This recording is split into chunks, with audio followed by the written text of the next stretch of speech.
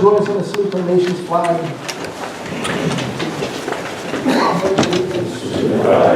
United States of America, and to the republic for which it stands, one nation, under God, indivisible, with liberty and justice for all.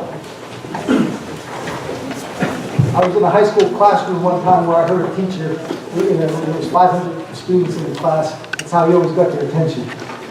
Everybody liked it. Not as good anymore. Yeah. For those of you that haven't heard, I got an announcement through PA Water. Cecil Township is under a boil water advisory for the next 48 hours. You can't drink it, brush your teeth, wash dishes. There's a whole thing. If anybody wants to see, I'm happy to show you after, but you can also check on social media or on the news. It's for actually quite a large area, but it's definitely for Cecil Township, Cannonsburg, South Fayette, and all our surrounding areas, just as a warning. Thank you. Roll call. Carol, please let the record show that Supervisors Cassiola, Savavic, Fisher, Cowden, and Gizio are in attendance. In addition, our Township Manager, John Januso, Chief of Police, Sean Bakovinsky, our Public Works Director, Bill Bottorff, our Zoning Director, Bruce Bosley, our Township Engineer, Dan Dizeroff, and our Township Solicitor, Gretchen Moore. At this time, I'm sure you're all aware, we do take comments from our residents on any agenda item you see. If there is something that you want to bring up that's not on the agenda, we do have a time at the end of the meeting for that. So, anybody have any comments or questions on any agenda items you see in front of you? All right. There are several announcements. I know you all have copies of the agenda, so you can read them. There are a lot of them. There's the bake sale at our Cecil No. 3 Fire Department tomorrow. Our municipal offices will be closed on Thursday and Friday in observance of Thanksgiving, and also on Friday the 10th for the Veterans Day holiday. We're going to go right to one of our resolutions. First of all, in the first resolution, considering purchasing some property from ABB, we have our township attorney that we've hired for this project. He's an environmental attorney. That's his area of expertise. He's going to give kind of the board and the residents a kind of a brief overview of the proposal we have in dealing with the Muse ABB property. So his name is Brad Tupy, and Brad, thank you. Thank you for inviting me, sir. Brad, would you please hold the microphone too so everybody can hear? You just hold it in your hand, it works a lot better. We're talking about an 87-acre property in Muse. It's a vacant property. It had a long industrial history going back to the days when it was a Frick coal mine. The township is interested in acquiring the property for several reasons. For one, you could build a road across it and connect to a nearby school. Number two, the township has an acute need for a public works building, and this property would be ideally located. The township also wanted to make sure they were getting the property at a fair price and to ameliorate any environmental risk that might be caused by the history of the property. And so that was my assignment. We have been in discussions with the DEP and negotiations with the property owner for many months now, and we have negotiated a written agreement. The agreement contemplates that the property would be run through a Pennsylvania environmental law known as Act 2. Basically, the site is explored, investigated, characterized. At the end of the day, you satisfy DEP that either whatever contamination is there you've taken care of, or it can be left safely in place. Groundwater will not be used. Any contaminated soil will be capped, and that's the general approach. The township will have the protection, therefore, of the Act 2 process. Also, will have a 12-year indemnification from the property owner after the Act 2 release is granted, so that if there's any surprises down the road, the township is amply protected. The additional protection is that we're in discussions with the Pennsylvania DEP about what's called a buyer-seller agreement, whereby if there are any problems that arise during the course of our Act 2 work, they won't look to the township, because the township didn't cause any contamination. They'll look to the present property owner, ABB, in that unlikely event. We have, as I say, we've prepared an agreement. It was executed on behalf of ABB, and it is ready for action by the board. I'd be happy to entertain any questions. First of all, from the board members, if anybody wants to talk to Brad about that, ask any questions. I know he's briefed us several times on it, but go ahead if you feel any other questions came up. I do have a question. Hold on, bear with me a second. Let me get to the page. So it says, post-Act 2 release. On closing date, buyer will assume responsibility for any ongoing groundwater monitoring and reporting to the DEP. Buyer will be responsible for execution of post-remediation care plan as required by the Act 2 release. What does that cost to the tax, in order to?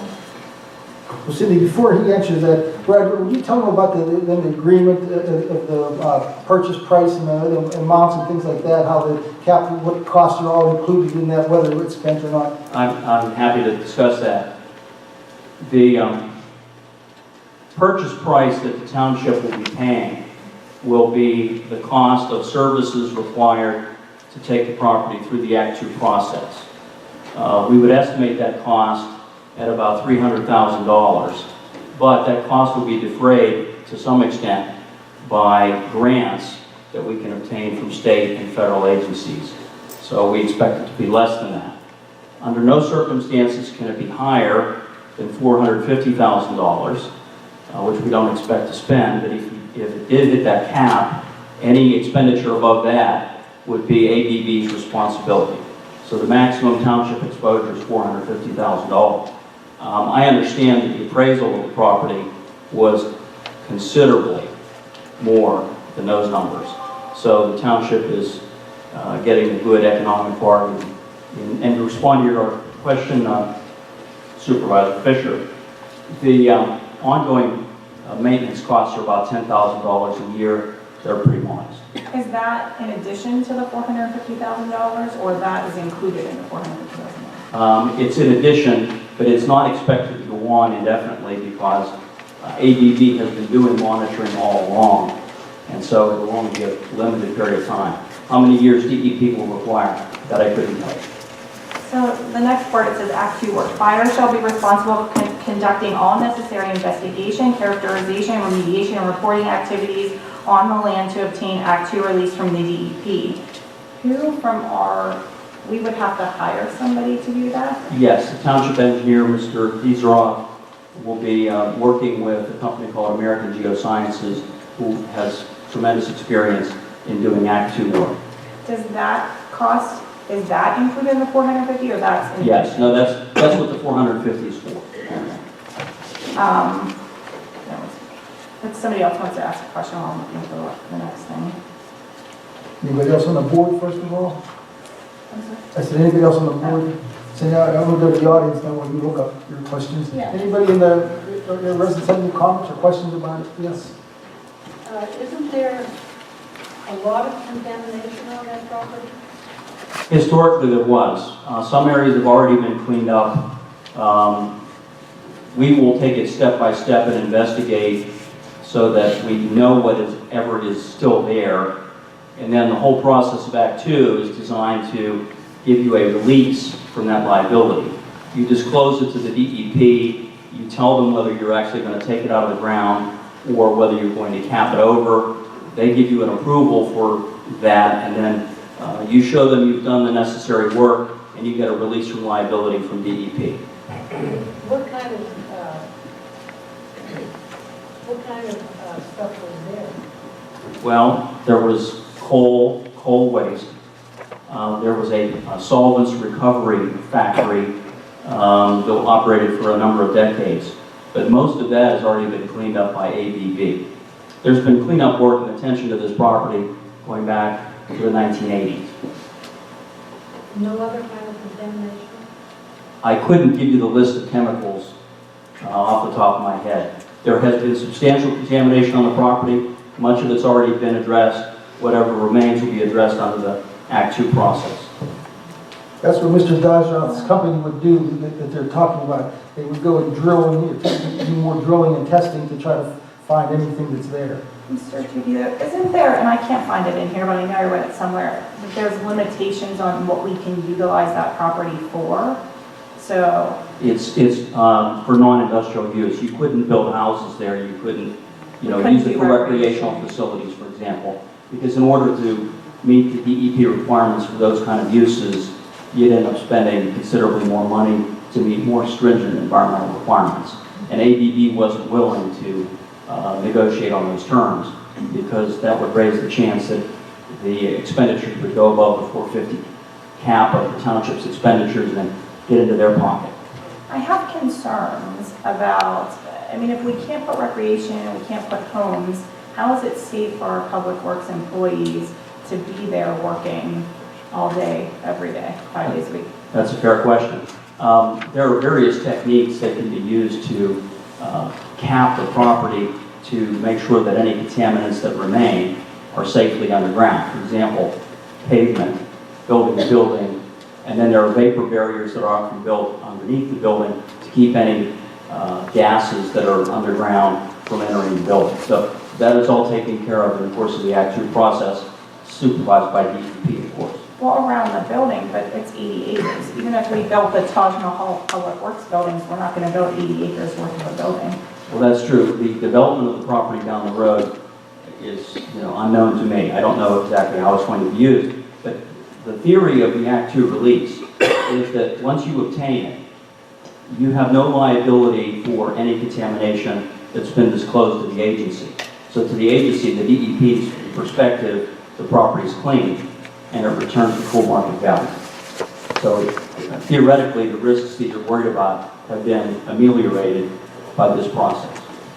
But say 5 years from now, there's something discovered that we didn't know about it. Doesn't it become the responsibility of the township? No, good question. We thought of that, and that's going to be ABB's responsibility for 12 years after the closing date. And that the township doesn't close on the deal, doesn't get the deed until the Act 2 release is given to us. So we acquire the ownership after we're satisfied that the property's been satisfactorily cleaned up and the DEP is happy. So the exception to that is if the township goes ahead and in the short term takes part of the property and starts building on it, that triggers a clause in the agreement that says